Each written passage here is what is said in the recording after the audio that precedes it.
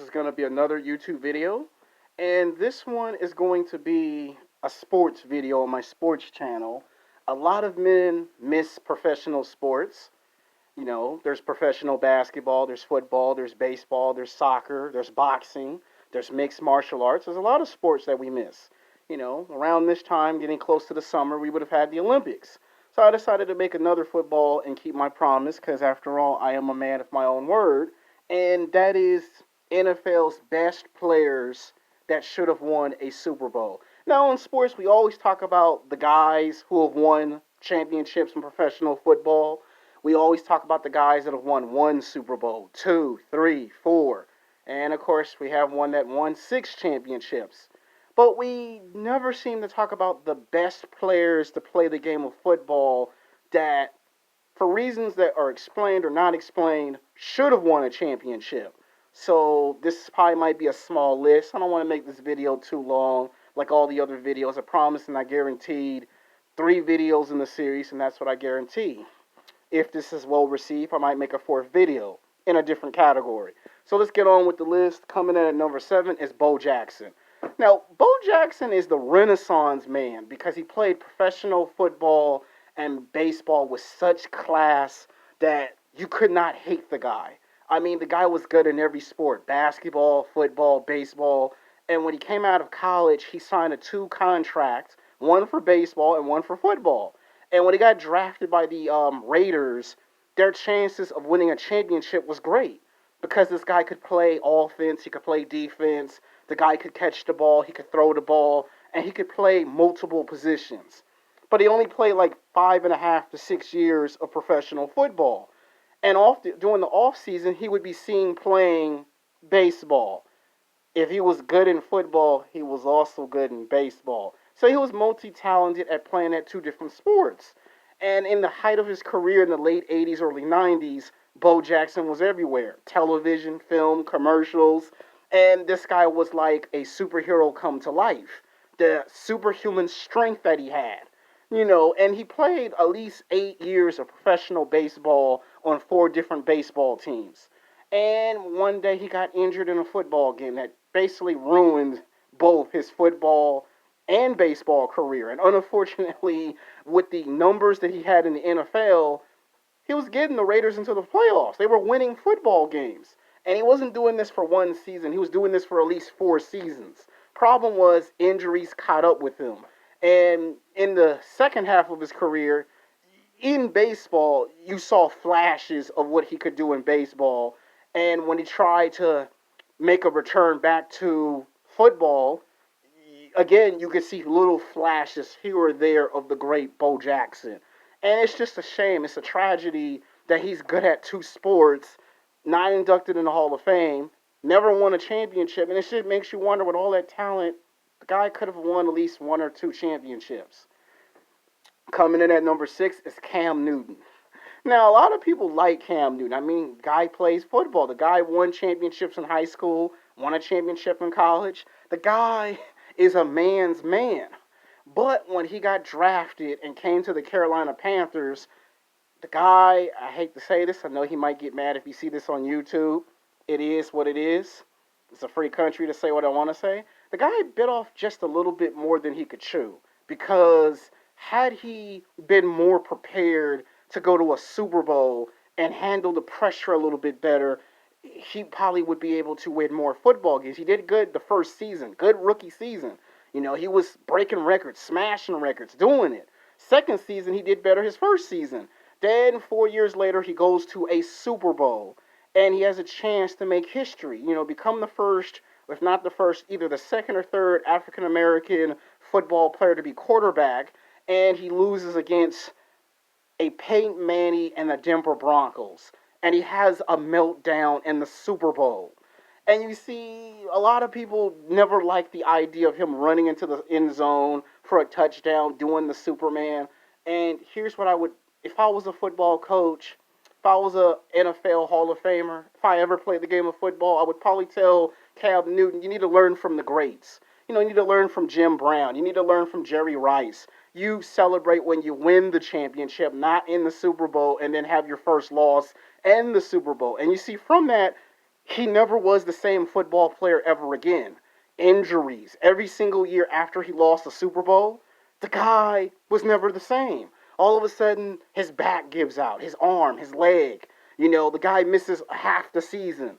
Then he misses another season. He missed like 3 years in a row of football. Then when he comes back and play, he still ain't 100% from his injuries. He gets surgery. Then all of a sudden there's the controversial about him not playing next season. Then he has another meltdown. And then, he gets upset when people ask him about what happened on that day of the Super Bowl. And he does not like to be asked about that.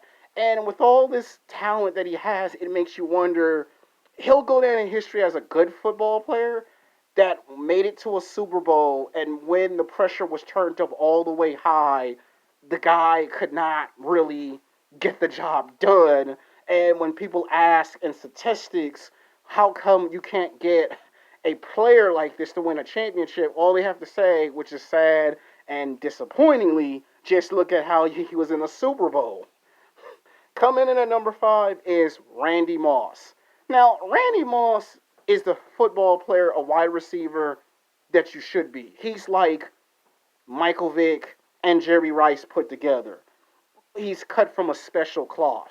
He's bigger, stronger, faster, in your face. He can play offense, defense. He can get into the huddle. The guy can play football with his eyes closed. Played 13 years of professional football. Kicked ass, take names. And the guy was good on and off the football field. But there's just one thing missing.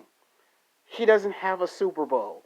And when he finally gets a chance to win a championship, he's with Tom Brady and the New England Patriots. They go to the 2012 Super Bowl. And who do they lose to? The New York Giants in a Super Bowl rematch. And this was his only chance to win a championship. And to me, he seems happy with his career, but I'm sure in the back of his mind, if I could have just won one time, that's all I needed, just one championship. And it sometimes makes you wonder why, as great as a football player as he is, how come nobody really looks at him and say, man, how come you never won? I'm pretty sure he had more chances. Back when he was playing with, the Baltimore Ravens and other football teams, he had chances, but when he was with Tom Brady, that's the one time you get with an actual contender and you don't win. It's like, question mark, what's happened? Coming in at number 4 is Philip Rivers. Now, I don't understand how on earth this guy has not won a Super Bowl. He plays 18 years of professional football, 18, 19 years of football, with one football team, the Los Angeles Chargers. And for so many years, he was the blueprints. He won football games. He won playoff games. And he would do it every single year with consistency. As a fan of the Chargers, what I don't understand is how could he not at least win one? I've always said it, he's the best quarterback, and he's the best to never win. What if Tom Brady didn't win championships and still play at a high NFL elite level? The problem is he's had injuries, he's had setbacks, he's had good seasons, he's had bad seasons, he's had to fight to keep his job, he's even had to take less money, he's made sacrifices. And you would think that after you do all of that, at least you win at least one championship, and it just doesn't happen. And now he has to go down in history again after being traded to another football team. How do you begin to understand where you write his final chapter?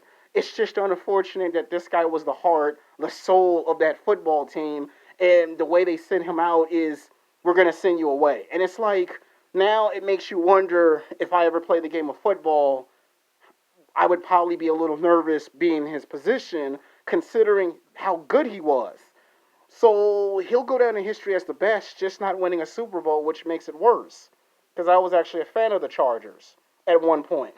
Coming in at number 3 is a football player with so much talent, some people scratch their head and say, I don't know what to do with this player. Michael Vick. He had the talent. He had the skills. He could play with the football. The guy could play offense, defense. The guy could run his butt off. But fame, money, women, distractions, that dog fight. See, that's the thing that gets me upset with Michael Vick. Like when he decided to take it upon himself to do dog fighting, it's like, dude, you're a multi-millionaire, you're rich, you're famous, you play professional football. Well, why would you want to take your money and do something stupid and foolish? And it's like now when you think about it years later, you go, that's why you've never won a championship. And to me, I think there's a problem that needs to be addressed. Like when you look back at his career, you go, good football player. When he was with the Atlanta Falcons, he was unstoppable. You couldn't touch him. People said he was like the next Jerry Rice. He was like the next player after Randy Moss. He could compete with anyone. But the problem was the guy couldn't let go of his own fame. Like he thought he was bigger than the game of football. And when he found out that he had to go to jail, that ruined his football career. And when he got out of jail and he tried to resurrect his football career with the Eagles, again, you thought at least one or two Super Bowls, and here comes injuries. They trade players, they fire coaches, he gets traded again, and it's like you just wonder in his mind what was going on. I mean, you were in the prime of your career, you had it all. Well, what was the problem? Were not happy?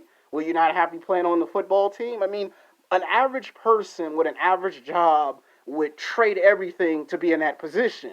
And if you're a black man like me, you wake up every morning angry and outraged, thinking, "Come on, man. People people look at me and they think about what you did, and I have to explain, well, we don't know what happened on that day. We don't know why he did what he did. He apologized, he forgave. Some people forgive him, some people just won't forget. And that's the thing. You will never forget what caused the problem. And I think if he won a Super Bowl, he would probably have to donate the championship to the animal wildlife because that would be the only way people would forgive you. So it's just unfortunate that he will never, ever go down in history as the best player. He's someone that could have won a championship at one point. Coming in at number two is Terrell Owens. Now, Terrell Owens is one of these football players that is very rare talent player. This guy had something that most wide receivers don't have. He had the ability to play multiple positions. The guy could play offense, defense. The guy could read the clock. Not too many football players today can read the clock. He could read the clock. In fact, he knew where all the positions was. The problem was, and I hate to say this, I know Terrell's probably going to be the first person to defend himself, which he should, is his ego was getting in the way. You didn't know if he was Terrell Owens or if he was T.O. And I don't even think he knew who he was, Terrell Owens or T.O., because they're two different people. On the football field, he's running plays. He's fighting with other players. He's ignoring coaching staff. He comes late to practice.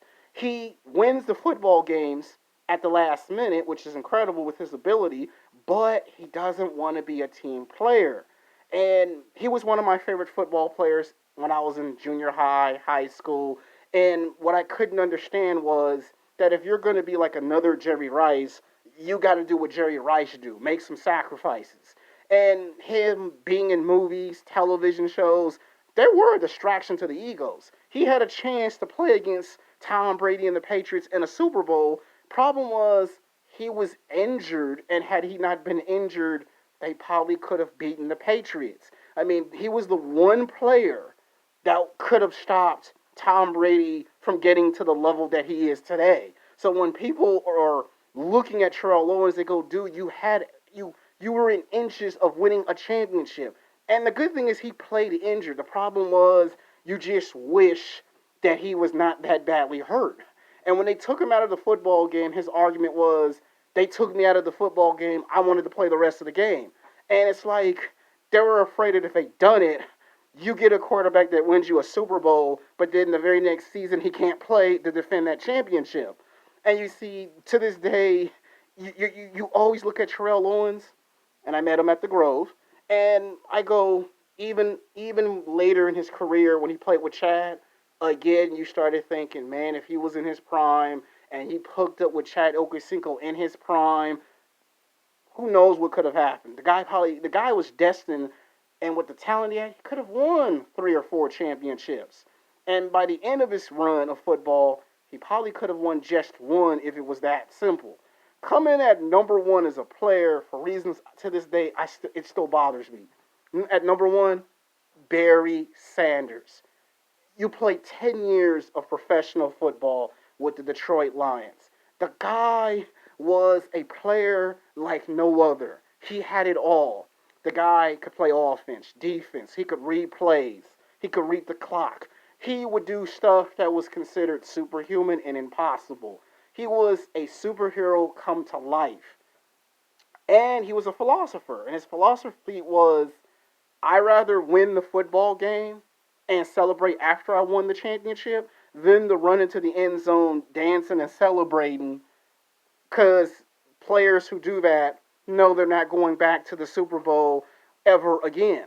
And he was right. And you see, if you take some of these football players today, right, he would beat a lot of these players who are playing in today's NFL. Like, he will run circles around a lot of these players. I mean, you just take him from that time period and put him in today's NFL, Barry Sanders easily gets 3 or 4 Super Bowls. I mean, the guy was so rare. Like, you look at all the NFL drafts we have today, and you can't find not one player, not one, who comes close to the talent and the ability he had. And this guy played injured a lot. What ends the average NFL career doesn't end his career. And the fact that when he says stuff today, like, I could outrun that guy, or I would destroy that play, he's kind of telling the truth, because he's telling you from experience that had that organization realized what they had, he could have easily won 3 or 4 championships. I mean, you just think about it, and you look in today's time period, and you see players with his ability, and those guys have won titles, but you go, wait a minute, you had a guy a decade and a half earlier that has that same talent, and you go, why he has not won a title? He's the greatest player, he's the best player, he's a Hall of Famer, but when you look at his resume, there's just one thing missing, a Super Bowl, and you have to say to yourself, as great as he was, he should have won at least 3 or 4 championships. He will always go down in history as the best, the greatest, that should have won a Super Bowl. So there you have it, people. 7 football players that should have won Super Bowls. And some of your players are on this list, some of them are not.